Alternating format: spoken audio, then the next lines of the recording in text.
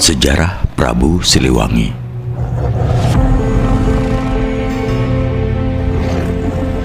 Hampir semua pegunungan di Tatar Sunda menjadi tempat hunian para leluhur Pajajaran. Gunung Munara, Gunung Galuh, Gunung Kapur Ciampea, Gunung Gede, Gunung Cermai, Gunung Selamat, serta Gunung Padang. Rupanya pegunungan menjadi suatu tempat yang mengesankan dengan alasan tertentu. Selain itu, dalam babat pegunungan lainnya di luar Pulau Sunda juga banyak mencatat riwayat tentang sejarah Prabu Siliwangi yang menjadi tokoh kerajaan Pajajaran. Tentunya kondisi tempat-tempat tersebut sudah jauh berbeda dengan keadaan sekarang. Dahulu kala keadaan alam masih hutan lebat, masih berupa padang savana tanpa pepohonan. Di lain pihak, Prabu Siliwangi juga menyukai gua atau lembah yang mendekati aliran sungai. Oleh karena itu, Prabu Siliwangi telah mengukir sejarah di berbagai wilayah seperti Batu Tulis, Kutamaneh, Kutawesi, Pasir Angin, Cengkuh, Cangkuang yang merupakan tempat awal penyebaran keturunannya sebelum tersebar ke seantero Nusantara. Tetapi di luar tempat-tempat tersebut, bagaimana sebenarnya tentang tabir adanya Prabu Siliwangi? Walaupun terkadang masih bersifat legenda, namun nama tempat maupun nama tokoh menjadi alasan kuat yang selalu merujuk padanya sebagai sebuah untayan riwayat. Akhirnya tetap perlu ditelusuri, tidak hanya oleh keturunan Prabu Siliwangi, tetapi oleh seluruh orang Sunda sehingga dapat menemukan titik terang. Di lain pihak, masih banyak lokasi yang belum terungkap di belakangan jagat raya ini yang pernah dijelajahi oleh Prabu Siliwangi. Meskipun dengan kendala yang ada seperti narasumber yang sulit mengungkap sejarah Prabu Siliwangi, baik menuturkan dengan pendekatan secara batiniah ataupun artefak. Disadari, menuturkan kisah tentang sejarah Prabu Siliwangi maka harus dari sumber yang berkompeten, karena tidak mustahil akan menjadi polemik dan cerita yang usang di kalangan rakyat serta anak keturunan Prabu Siliwangi.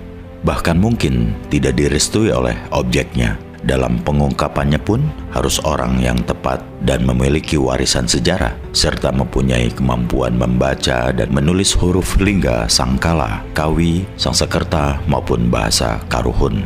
Dan jika menyimak Siliwangi, sebaiknya harus identik dengan zaman purba dan bebatuan, karena latar belakang pada zamannya selalu meninggalkan jejak batu-batuan, gua, dan batu bertulis yang merupakan tanda warisnya. Dan menurut orang tua dulu, semua peninggalan itu diawali dari Rumpin dan Ciampea di daerah Bogor. Karena dari sanalah awal Prabu Siliwangi digelar ke alam persada ini. Walaupun demikian, sebagai penghormatan kepada leluhur yang menjadi nenek moyang di sini, kita tetap berusaha menelusuri yang sulit itu dengan coba terus mengungkap secercah tentang sejarah Prabu Siliwangi. Karena bagaimanapun juga, nama Prabu Siliwangi bagi rakyat Tatar Sunda sangat erat kaitannya dengan nama kebesaran daerah.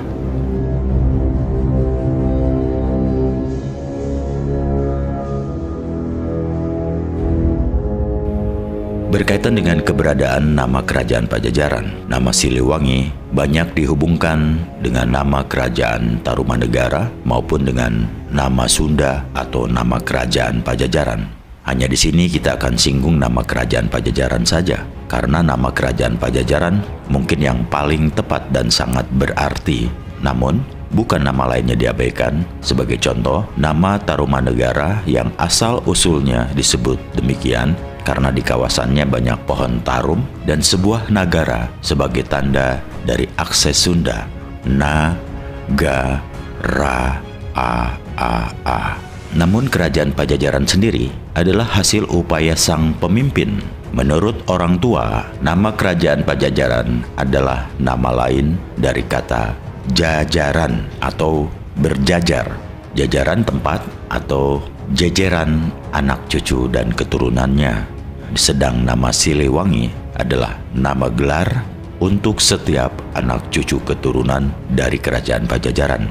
Meskipun memang tidak semua anak cucunya bisa dikatakan Siliwangi, karena gelar tersebut hanya kepada anak cucu tertentu yang pantas dan menjadi pemimpin yang dapat menebar wewangian kepada masyarakatnya atau kokolot dalam bahasa Sunda. Tahun berapa adanya kehidupan masyarakat Pajajaran? Salah satu patokannya adalah angka 081, sebagaimana tertera pada batu makam Sanghyang Sungging Prabangsa di Cikembar, Sukabumi. Menurut orang tua, angka tersebut merupakan tahun sebelum Masehi. Hal itu menunjukkan bahwa Siliwangi pada zamannya telah mengukir budaya tulis yang ada di batu tulis di Cicatih maupun di Kawali sebagai ilustrasi bagi generasi berikutnya. Dan konon nenek moyang tersebut mulai menulis dengan mempergunakan jemari ujung kuku. Kuku yang kita kenal merupakan tanda doraka, dan dari sisa jasad kulit manusia ketika diciptakan itu ternyata ampuh dan tajam terhadap batu sekalipun. Malah menurut informasi orang tua tentang angka dan bahasa pun banyak dipelajari dari alam. Tulisan pada batu itu dikenal dengan istilah aksara lingga sangkala. Dalam situasi zaman sengsara atau zaman prihatin itu diistilahkan mikrob kolbu. Nah, dari situasi mikrob kolbu, orang tua dulu mempelajari dan meniru huruf yang ada di dedaunan maupun buah-buahan. Bahkan sampai sekarang, dari daun dan buah itu tetap masih ada, walaupun hanya berupa garis ikal dan berliku, tetapi tetap mirip dengan tulisan yang dibuat orang tua dulu. Sementara berkaitan dengan kondisi alam, pada zaman itu, kebudayaan manusia masih serba purba dan primitif. Alat maupun perkakas untuk menunjang kehidupannya sangat sederhana sekali. Adapun yang mereka ciptakan, mula-mula kampak, pisau maupun tombak. Semuanya dipergunakan sebagai alat berburu, tetapi juga dipergunakan sebagai senjata. Kenapa harus senjata dulu yang dibuat dan dimiliki? Senjata menjadi penting karena untuk melindungi dari ancaman binatang buas maupun sebagai alat berburu untuk kebutuhan makan. Jika demikian beralasan karena keadaan alam pada zaman itu masih didominasi hutan belantara, sehingga binatang buas bebas hidup berkeliaran, maka wajar setiap manusia mempersenjatai diri untuk melindungi dirinya. Pada zaman itu pun belum ada logam besi, walaupun sebenarnya bahan besi ada di tanah pegunungan maupun laut, tetapi manusia belum memiliki teknologi untuk memprosesnya menjadi lempengan besi. Jadi manusia dahulu kala hanya mengandalkan alat seadanya. Mereka membuat senjata dari batu, kayu, maupun dari tulang belulang binatang yang dibuat runcing sehingga menyerupai tombak, kampak, atau pisau. Meskipun keadaan alam yang ganas, kodrat sebagai manusia memerlukan makan dan minum. Maka untuk memperoleh kebutuhannya, manusia harus ikhtiar dengan cara apapun. Lagi-lagi dengan belajar terhadap kondisi alam yang ada saat itu. Mereka belajar dari alam, antara lain memperhatikan bagaimana harimau dapat menaklukkan mangsa dengan kuku dan gigi yang tajam, sehingga sekalipun mangsanya lebih besar, tetapi harimau dapat menaklukkan dan bahkan dapat merobek daging mangsanya untuk disantap. Dari salah satu kasus itulah, rupanya menjadi pelajaran bagi manusia tempo dulu. Dengan kuku itu pula, manusia meniru. Sehingga kuku mereka dipelihara dan dibuat setajam mungkin. Dengan kuku yang tajam itulah, mereka seolah-olah memiliki kekuatan untuk berburu. Mereka dapat memperoleh hasil perburuan untuk kelangsungan hidupnya. Mereka sangat menikmati daging mentah, sekaligus bisa menghirup air darah serta memanfaatkan kulit binatang. Apabila yang mereka peroleh buruan kijang atau domba, maka menjadi keberuntungan berlipat ganda, yaitu dapat daging dan kulitnya. Karena kulit hewan tersebut mereka gunakan untuk menutupi anggota badan agar terhindar dari udara dingin maupun kondisi panas. Sejak itulah mereka mulai dapat membedakan keadaan badan yang ditutupi kulit binatang dengan kondisi badan tanpa ditutupi.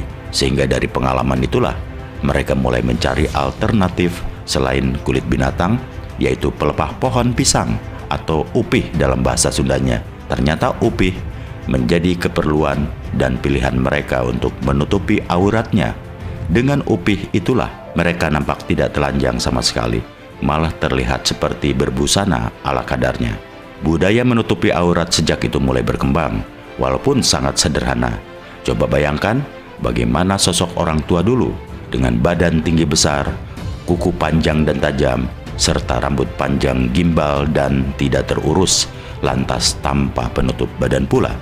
Nampaknya terlihat menyeramkan, bukan? Nah, berkaitan dengan siapa Siliwangi? Siliwangi ketika lahir bernama Pancawala, ayahnya bernama Sanghyang Dewa Murba atau Nirwana Sanghyang Doma Siliwangi, dan ibunya bernama Nyi Sri Dewi Pohaci, dikenal dengan nama Sunan Ambu. Beliau memiliki ageman ilmu Cangkok Wijaya Kusuma. Jadi nama Siliwangi sudah ada dari nama orang tuanya, yaitu Nirwana Sanghyang Doma Siliwangi. Jadi nama Siliwangi bukan nama baru atau telahan, sehingga kepada keturunannya pun tetap digunakan karena nama itu sama dengan bin atau alias. Mengenai sosok Siliwangi, ada pendapat mengatakan menyerupai harimau.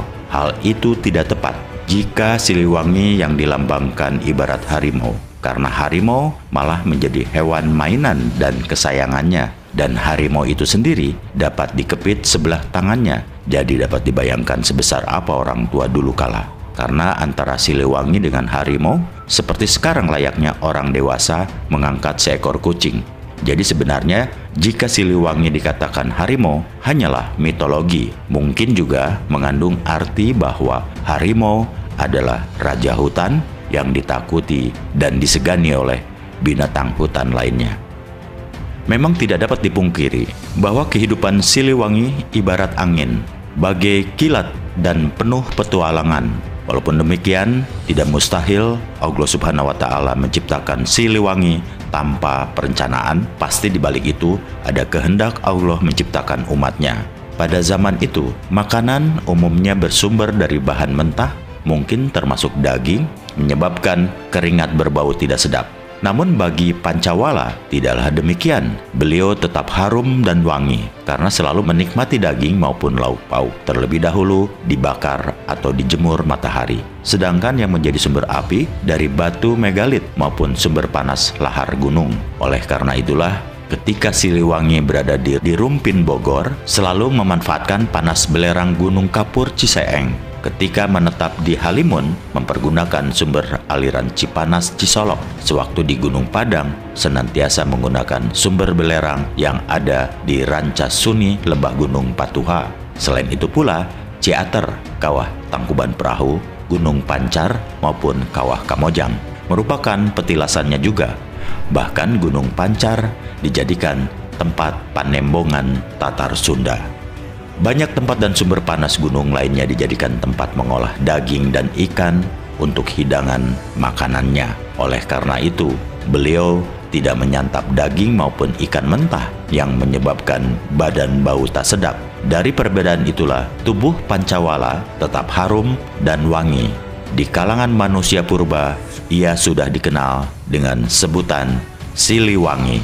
Panggilan atau sebutan penggunaan nama Siliwangi adalah atas restu dan perintah leluhurnya. Hal itu menjadi kebiasaan kepada anak keturunannya jika diberikan gelar. Seperti ketika Aji Saka yang diberi gelar Siliwangi diawali di daerah Tomo Kadipaten. Tempat itu bernama Marongge, berada di kawasan Gunung Congkrang atau Gunung Parang Sumedang. Di sana terdapat aliran sungai Cihaliwung dengan Cilutung merupakan tempat bersejarah untuk menggunakan nama Siliwangi. Bahkan di Cilutung diberi nama Air Ludah Beraja, dan di sekitar Marongge ditandai dengan batu yang diberi nama Mosanggeni. Tetapi Kiai Haji Prabu Kian Santang selaku putra keturunan Siliwangi tidak menggunakan nama Siliwangi. Jadi tidak semua menggunakan nama Siliwangi. Bahkan Ciung Wanara sebagai generasi kedua Siliwangi yang memiliki nama Adi Sakti jarang menggunakan gelar Siliwangi.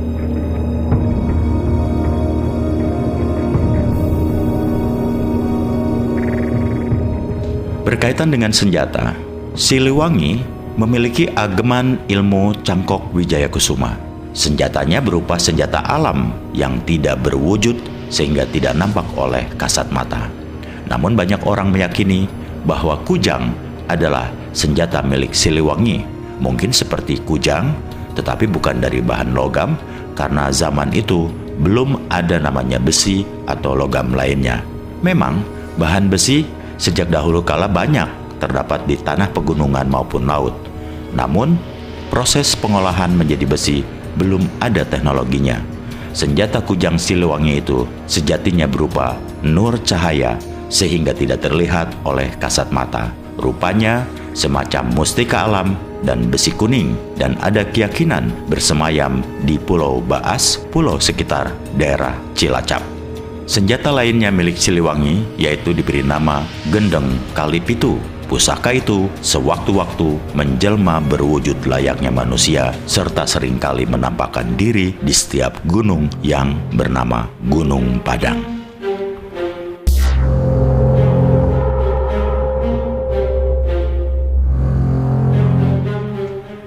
Sedangkan berkaitan dengan perjalanan Siliwangi, disebutkan bahwa Siliwangi ibarat angin, bagai kilat dan penuh petualangan.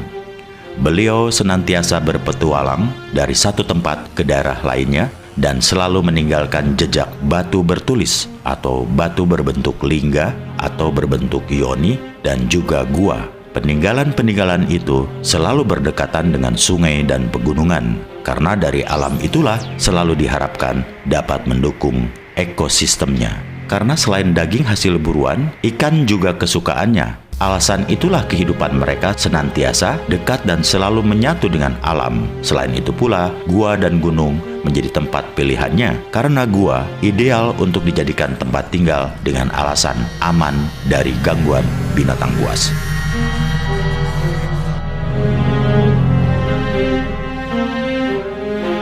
Perjalanan awal Siliwangi bukan hanya terdesak oleh kebutuhan hidup saja, tetapi juga mengemban misi tertentu yang dirahasiakan oleh penciptanya.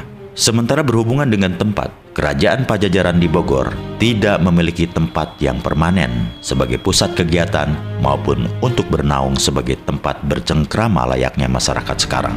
Nama Bogor waktu itu bernama Sakabumi, yang artinya tempat Sakadomas, Aji Saka, Gendeng Kalipitu, dan lain-lain yang menjadi tokoh kerajaan Pajajaran. Sedang nama kerajaan Pajajaran hanya untuk kiasan menjajarkan anak keturunan yang sudah terjadi menyebar dari satu tempat ke tempat lainnya. Oleh karena itu, sebelum mereka mempunyai anak keturunan dan belum menyebar, tidak ada nama Pajajaran. Setelah mereka melakukan perjalanan jauh menyebar anak keturunan, barulah muncul nama Pajajaran. Sebagai dasar perimbangan, tempat bebatuan di Cibedug Raden diberi nama Hang Tua Pajajaran, yang artinya tempat para leluhur Pajajaran. Hang tua lainnya diawali dari Gunung Munara. Oleh karena itu, uraian perjalanan Siliwangi dari satu tempat ke tempat lainnya dimulai dari Gunung Munara atau Rumpin Bogor, kemudian Gunung Kapur Ciampea Bogor, Lemah Duhur Batu Tulis, Kutamane atau Kutawesi Cikembar dan sekitarnya, Gunung Halimun, Cikakak, dan Cengkuk, Cangkuang, Galuh atau Karang Kamulyaan maupun Kawali, Majeti, Pajajar, dan Cipaku, Gunung Padang, Gunung Selamat. Urutan tempat-tempat itu bukan berarti secara berurutan jalur pengembaraan Siliwangi, tetapi daerah itulah yang banyak dan sering dijadikan hunian yang paling disukainya. Selain itu pula, daerah yang tidak tersirat bukan berarti tidak disenangi, tetapi malah menjadi basis bagi keturunan Prabu Siliwangi bermasyarakat pada zaman selanjutnya. Oleh karena itu, langkah dan petualangan Siliwangi tidak terikat di satu lokasi saja, tetapi beliau bergerak lincah dan cepat ke setiap penjuru, bagai angin bertiup, dan sesuai dengan julukan lain nama beliau yaitu Sangyang Kilat Buana. Itulah beberapa tempat Pulau Sunda bagian barat yang telah dihuni oleh keluarga Siliwangi maupun keturunannya. Di samping itu, perjalanan beliau juga tercatat ke arah timur Nusantara seperti ke Gunung Lawu, Gunung Kelut, Gunung Tengger, Gunung Sundoro, sekitar Dieng, dan Gunung Wukir, Kecamatan Salaman Magelang, dan lain-lain. Malahan ketika di Ponorogo melahirkan keturunan yang kelima. Dalam cerita pewayangan wilayah Gunung Dieng, dijuluki Negara Madukara. Sewaktu menghuni Sundoro, kebudayaan membuat patung maupun candi sangat digandrungi, sehingga sejak itu sekitar Gunung Dieng banyak berdiri candi untuk pemujaannya. Di samping itu, Di sana juga terdapat Telaga Warna, sebagaimana dimaklumi bahwa Siliwangi juga menyukai Telaga Warna di Puncak Bogor, Telaga Warna di Gunung Jampang Tengah, dan Telaga Warna atau Danau Kelimutu masih di sekitar Dieng. Terdapat Gua Sumur, Gua Semar, Gua Dewi Kuan Yin, padahal gua atau relung tanah tersebut merupakan tempat Siliwangi bertapa. Sewaktu Siliwangi di wilayah Gunung Wukir memiliki generasi keturunan yang ketujuh, yaitu Sailendra. Artefak yang ada di Gunung Wukir ini ditandai dengan candi dan arca banteng lilin, sama seperti yang terdapat di Kebun Raya Bogor. Petilasan lain Siliwangi di Gunung Lawu, dahulu terdapat sebuah gua yang menghadap arah matahari. Itu pun menjadi tempat pertapaan Siliwangi. Kesamaan lainnya yaitu tempat yang paling disukai Siliwangi menikmati sumber air Jalatunda, seperti yang terdapat di Kebun Raya Bogor, di Cirebon, dan Tretes Malang. Perjalanan Siliwangi tidak sekedar di Pulau Sunda bagian barat saja, tetapi merambah ke beberapa pulau lainnya seperti di Padang dengan nama Aditya Warman, ke Pulau Nias meninggalkan petilasan Batu Loncat, di Aceh menetap di daerah Tapak Tuan, kemudian juga beliau menyeberang ke Kalimantan dengan nama Mula Warman. Masih sekitar Kalimantan juga beliau menghuni pulau kecil dekat Banjarmasin yang sekarang bernama Kota Baru. Bahkan sebelum menghuni Kota Baru, pernah tinggal di Danau Toba dan menurunkan keturunan bermarga Sisinga Mangaraja. Sisinga Mangaraja ketika diangkat menjadi pembantu atau pengawal Siliwangi memiliki tanda merah di pipinya. Ketika murca di Sukawayana, Siliwangi meneruskan pengembaraannya ke Lampung dan Palembang. Di sana meninggalkan petilasan berupa patung Dewi Sri, namun penduduk di sana menyebutnya patung lidah pahit. Padahal arti dari lidah pahit yaitu saciduh metuh saucap nyata, yaitu ucapannya yang dikeluarkan benar dan nyata. Sungguh tidak diduga pengembaraan Siliwangi begitu jauh. Namun begitulah Siliwangi tidak berhenti sampai di Kota Baru saja. Beliau yang memiliki nama lain yaitu Sangyang Tapak juga pernah menghuni Gua Leang di Sulawesi sebelum berada di Danau Merah, Irian Jaya. Mungkin agak lama mendiami daerah Goa karena ketika di sana beliau menurunkan ilmu menulis bagi keturunannya yang berada di Bugis. Setelah Danau Toba, Danau Merah, dan juga pernah tinggal di sekitar Danau Kelimutu atau Ende Flores, wilayah Pulau Sunda Kecil. Siliwangi tidak dan bukan berkuasa dalam Pulau Sunda saja, tetapi juga menelusuri jejaknya melebihi jagat Nusantara. Lalu bagaimana dengan perubahan nama Pulau Sunda?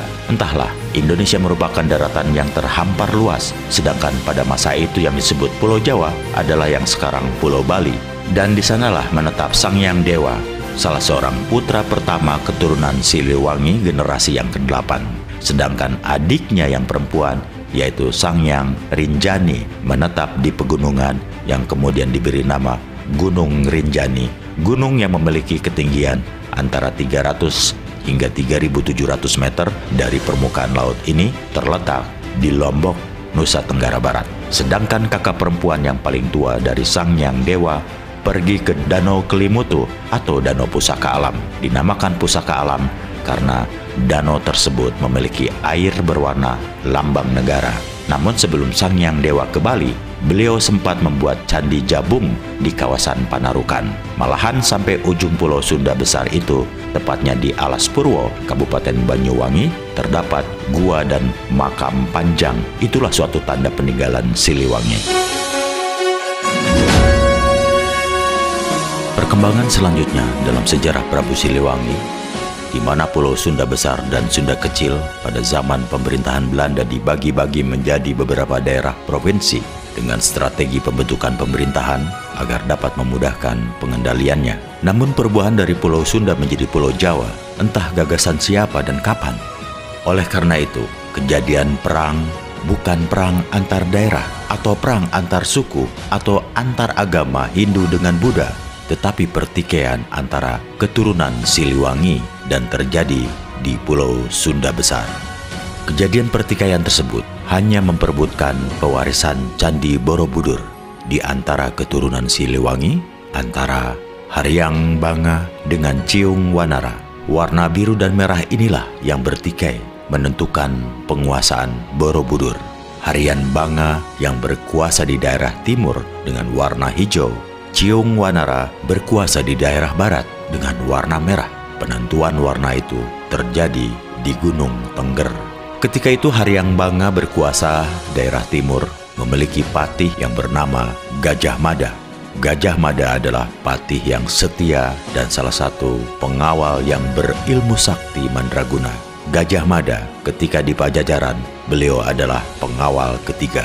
Namun, sewaktu terjadi pertempuran memperebutkan penguasaan Borobudur itu, ia terluka oleh senjata saudaranya dari daerah barat, dan Gajah Mada menyadari hanya senjata dari Siliwangi yang dapat mengalahkannya. Dalam kondisi luka dan menghindari perang saudara lebih dahsyat lagi dengan saudaranya, ia lari dan menjauh ke arah Malang. Sampai hayatnya, ia bersemayam di salah satu gua di daerah Malang. Tempat peperangan bubat terjadi di beberapa tempat dan puncaknya terjadi di sekitar Sidoarjo. Dalam pertempuran sengit itu pun, Dyah Pitaloka tertusuk pula oleh senjata saudaranya dari timur. Ia berlari ke arah Kediri dan sampai hayatnya meninggalkan prasasti tulisan Palawa atau Sangkakala di daerah Gunung Kawi. Perebutan kekuasaan itu banyak meninggalkan korban dari kedua belah pihak, terutama para bela prajurit. Setelah kejadian itu, hubungan antara kedua belah pihak keluarga menjadi tidak harmonis lagi. Bahkan pihak dari keluarga Siliwangi dari timur mulai meninggalkan agama Hindu sebagai agama dari keturunannya. Sejak saat itulah mereka mulai menghimpun diri menjadi kekuatan kelompok masyarakat, dan pada akhirnya kelompok kekuatan itu kelak menjadi wilayah kerajaan-kerajaan, di antaranya seperti Singosari dan Majapahit. Khususnya mengenai Gajah Mada maupun Hayam Wuruk, mereka merupakan keturunan Pajajaran dan diisyaratkan dengan tanda pada batu yang menggambarkan tapak kaki gajah dan telapak kaki ayam yang terdapat di tepi sungai Ciampea di Bogor telah hilang. Sayang, artefak jejak kaki ayam telah lenyap sehingga sulit menjadi pembuktiannya. Gajah Mada sendiri ketika di Pajajaran menjadi pengawal atau patih yang ketiga, dan beliau meninggalkan berupa tanda batu di Batu Gede, Bojonggede di Bogor.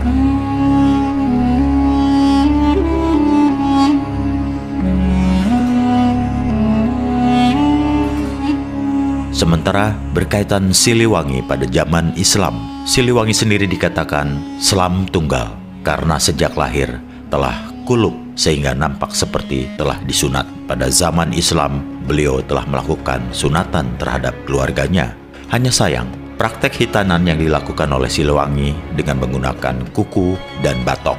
Lubang yang nampak di bagian ujung batok kelapa dijadikan lubang penis. Kemudian penis yang menjulur ia potong dengan kuku. Namun pertama hitanan yang dilakukan Siliwangi telah merenggut nyawa keluarganya karena salah memotong. Salah satu korban salah potong hitanan tersebut dimakamkan di sebelah selatan Batu Tulis sekarang. Generasi Siliwangi ke-14, yaitu yang bergelar Haji Kiai Prabu Kian Santang, setelah gagal melakukan hitanan di Lemah Duhur Batu Tulis Bogor, akhirnya kembali lagi menemui gurunya di Tanah Arab. Sekembalinya dari Zazirah Arab, beliau hijrah ke Gunung Mandalawangi, Garut. Di Godok Suci itulah dimulai pengislaman melalui hitanan lagi. Haji Kiai Prabu Kian Santang atau dikenal pula bernama Sangyang Sunan Rohman yang kemudian akrab dengan nama Sunan Rohmat dan sampai akhir hayatnya bersemayam di Gunung Mandalawangi. Suatu saat kadang beliau suka mengunjungi Gunung Batu atau Cupu atau Gunung Sunda, dan di Gunung Bentang Sukabumi pula bernama Eyang Sunan Agung Cakrawala atau Kiai Santang Ratu Sunda. Tetapi beliau lebih banyak menempati Lemah Duhur Batu Tulis Bogor dengan panggilan Eyang Mbah Buyut Haji Wali Jaya Sakti Mangkurat Jagat Nolinggi di Lemah Duhur Wali Tunggal Pakuwon Pajajaran, dan selalu didampingi oleh saudaranya Sangyang Lodaya Sakti. Oleh karena itu, tidak mustahil banyak di antara keturunannya menjadi tokoh Islam dan menggunakan nama-nama Islam seperti nama Mama Kanjeng Sunan bagi anak laki-laki dan atau nama Siti bagi yang perempuan. Bahkan beliau sendiri di samping menggunakan nama terkesan Hindu atau Buddha seperti Sangyang, Batara, atau Prabu, juga menggunakan nama lain seperti Haji Sakti Kodratullah, Haji Putih. Bahkan ada nama lain beliau yang bernuansa Sunda kental, yaitu Haji Agung Komara Putih. Ketika di keturunan Siliwangi mengadakan pertemuan di Gunung Tengger, Bromo yang meliputi wilayah Probolinggo, Malang, Pasuruan, dan Lumajang, pembahasannya menyinggung aliran atau ageman cara beribadah. Keturunan yang masih menganut Sunda atau Hindu tetap beribadah dengan caranya, sedangkan agama baru yaitu Islam beribadah pula dengan aturannya. Namun tetap dari sekian banyak keturunan masih ada yang berselisih, yaitu antara Ki Gede Palimanan dengan Prabu Atas Angin. Ki Gede Palimanan adalah salah seorang keturunan Sancang Lodaya Sakti. Sancang Lodaya Sakti adalah salah satu keturunan Siliwangi dari istrinya yang berada di Gunung Cermai, Kuningan. Sejatinya suka menjelma bagaikan seekor harimau. Oleh karena itu, keturunan Ki Gede Palimanan tidak pernah dan tidak mau menyebut nama Ki Gede Palimanan, karena setiap mengucap nama itu, maka di hadapannya akan hadir tiba-tiba seekor harimau. Penduduk dan keturunannya selalu menyebut dengan nama Mbah Kuwu Samkan.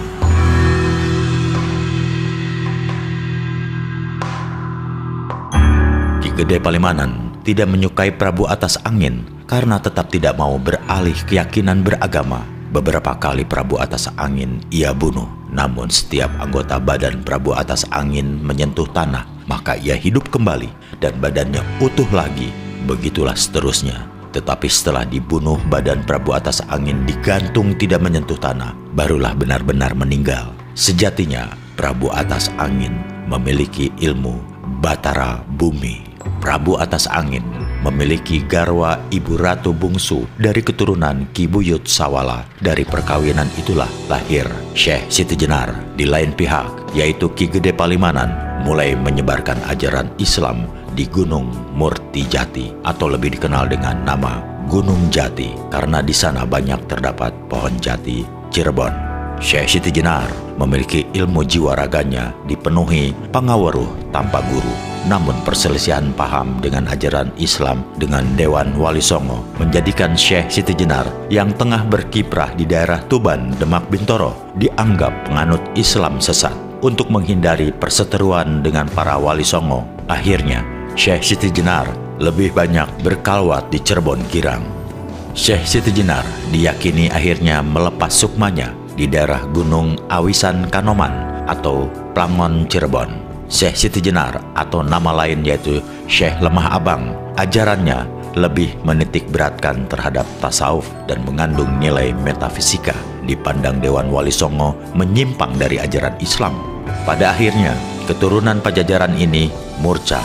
Di Plangon, Syekh Siti Jenar ternyata di sana dinamai Syekh Sarip Abdurrahim atau Pangeran Kejaksan. Namun Syekh Siti Jenar sebelum tilar dunia mempunyai keturunan yang bernama Selingsing yang juga penyebar agama Islam di daerah Kudus. Syekh Sarip Abdurrahim atau Pangeran Kejaksan mempunyai saudara kandung yaitu Syekh Pangjunan. Dari saudara-saudara Pangeran Kejaksan inilah menurunkan ulama yang menyebarkan agama Islam ke berbagai pelosok daerah melalui salah seorang keturunannya yaitu Syekh Sarif Hidayatullah. Salah satu wilayah yang diislamkan termasuk Banten. Di Banten mempunyai garwa Ibu Ratu Kawung Anten dan melahirkan Syekh Subakinkin dan Ratu Winaon. Ayah Syekh Sarif Hidayatullah adalah Maulana Muhammad Sarif Abdullah bin Nurul Alim, seorang pejabat di Jazirah Arab. Dari dakwah Syekh Sarif Hidayatullah inilah penyebaran agama Islam berkembang pesat. Begitulah Siliwangi, beliau yang memiliki berbagai nama, menyukai hidup berpindah-pindah tempat layaknya kaum nomaden. Memang secara lahiriah kurang masuk akal karena begitu mudah berpindah dari satu tempat ke tempat lain. Namun keadaan alam pada zaman itu mendukung petualangan Siliwangi. Kepindahan Siliwangi juga bukan tanpa sebab. Beliau mendiami di satu tempat di samping beristri untuk memperbanyak keturunan juga dengan menurunkan ilmu yang berbeda pula. Sehingga dapat disimpulkan, membina setiap keturunan dengan sikap dan sifat yang berbeda di satu tempat dengan tempat lainnya. Namun walaupun demikian, tetap tujuan utamanya agar anak keturunannya menyembah kepada Allah Subhanahu wa Ta'ala dan mengikuti ajaran yang diwariskan Allah kepada Rasulullah Shallallahu Alaihi Wasallam.